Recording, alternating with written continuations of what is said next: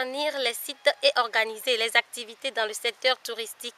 L'Association nationale des guides de tourisme, ANGT, a organisé un atelier de formation pour les guides ce 12 décembre 2014 à l'hôtel 30 août de Kpalimé. L'objectif de cet atelier est de renforcer les capacités des guides du patrimoine et des guides accompagnateurs. Au cours de cet atelier, certains guides ont été titularisés en vue d'assurer la gestion du site touristique des différentes localités. Cette formation est achevée par la remise des attestations et des badges. Désormais, le port de badge est obligatoire pour tous les guides du Togo. Monsieur le Président régional plateau de l'Association nationale des guides du tourisme, Mesdames et Messieurs, la cérémonie de ce jour est une haute étape vers la réalisation de cet objectif.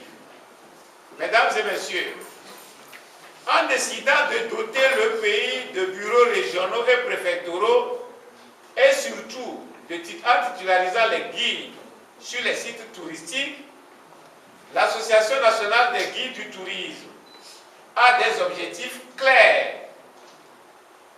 Il s'agit de rendre les guides responsables de leurs actes et comportements dans l'exercice de leur profession.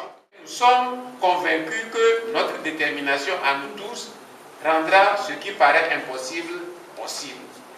Vive le développement du tourisme au Togo de manière générale et particulièrement dans la région des plateaux. Je vous remercie.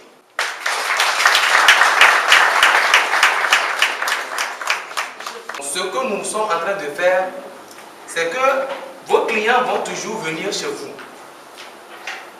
D'accord? Ils ne vont pas passer par tout ça ou bien par l'association AGDD. Non, ils viendront chez vous. Ce que nous voulons, c'est qu'il n'y ait pas de désordre. Quand le groupe de touristes arrive, ou bien moi, je suis de Kumakonda, comme vous, j'arrive avec mes clients sur Kumakonda, il y a des guides locaux bien de patrimoine qui sont là et qu'on peut leur céder le groupe, mais je peux être présent pour pouvoir faire la prestation et compléter entre nous ce que le client veut savoir. Vos clients ne vont pas se signaler le bureau à faire. La titularisation de tout ça et de TT, ce n'est pas un bureau pour pouvoir contrôler qui vient chez qui ou pas. Ils ne vont pas contrôler les clients qui vont arriver chez vous. Mais on veut que le travail soit bien fait et qu'il n'y ait pas de désordre. Parce qu'à Bimé, il y a des anciens ministres qui sont arrivés à Bimé, qui ont été harcelés et embêtés. Donc c'est des choses comme ça que nous voulons pallier pour que le jour où quelqu'un portera plainte au niveau préfectoral, bien régional, ou bien au niveau du bureau national, bien au ministère, pour que tout ça fasse leur rapport. Voilà, c'est pour ça qu'il y a cette fiche-là. La journée, bien la semaine du 10 au 15 par exemple, il y a Sacre Jérôme qui était guide sur le site ce jour-là. Et c'est ce jour-là que le problème s'est posé. Donc, il saura m'approcher directement pour que le problème soit résolu et que je puisse donner des explications. Tout ça, ni TT ne sont pas là pour pouvoir vérifier vos clients bien, qui vient chez qui ou pas. Mais le travail, pour que ça soit fait, il faut qu'on sache qui a presté ce jour pour que le problème ne se pose pas. Nous avons titularisé des gens sur ces sites-là. Parce que maintenant, on s'est dit, la pagaille est finie. On veut savoir qui fait quoi et qui est qui. C'est ça. Donc, sur le site de Kumakonda, parce qu'apparemment Kumakonda est un circuit. Nous voulons désormais voir clair. Nous voulons désormais que les guides soient responsables. Qu'on sache qui fait quoi. Parce que le travail de guidage, nous voulons qu'il soit réorganisé au Togo.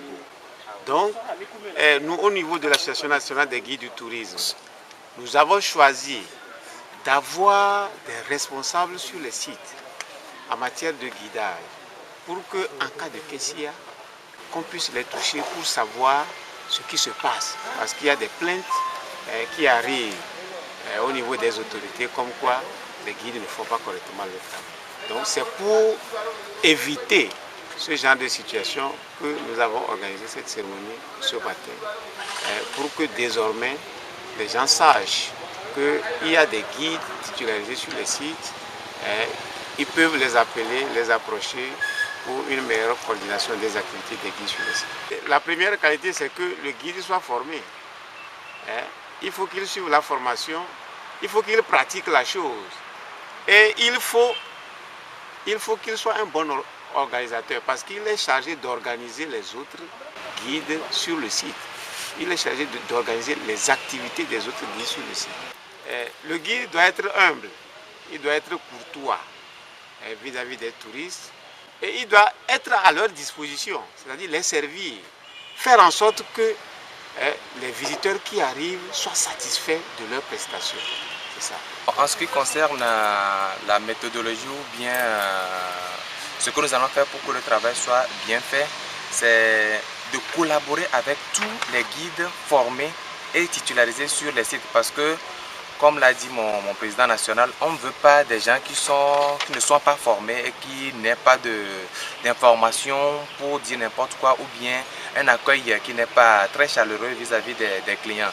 Donc pour éviter que le travail soit bafoué, nous collaborons avec ces guides formés, le CVD et les responsables, je veux parler des autorités au niveau de la police ou bien la gendarmerie pour que le travail soit bien fait.